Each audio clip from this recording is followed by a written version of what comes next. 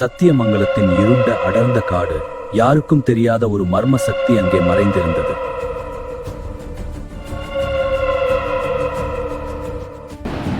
காணாமல் போன ஒரு பசு தினமும் ரகசியமாக ஒரு காட்டுப் பகுதிக்குள் செல்வதை மாட்டுக்காரர் பின்தொடர்ந்தார்.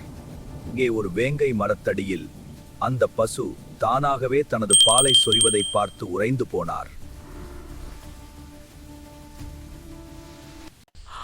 அருகே சென்று பார்த்தபோது அங்கே புதருக்குள் சுயம்புவாக தோன்றியிருந்தது ஒரு தெய்வீக வடிவம். அப்போது கூட்டத்தில் ஒருவருக்கு அருள் வந்தது. நான் தான் மாரியம்மன், உங்களை காக்கவே வந்திருக்கிறேன் என கர்ஜித்தது. காலங்கள் மாறின இந்த வனத்தில் திருவிழா நடப்பதை தடுத்தான் ஒரு ஆங்கிலேய அதிகாரி. This temple is off limits. No festival will proceed.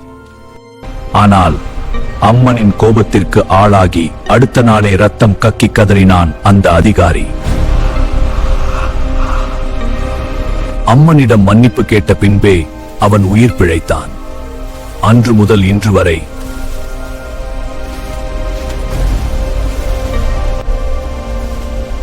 தன்னை நம்பி நெருப்பு குண்டத்தில் இறங்கும் பக்தர்களை அவள் ஒருபோதும் கைவிடுவதே இல்லை.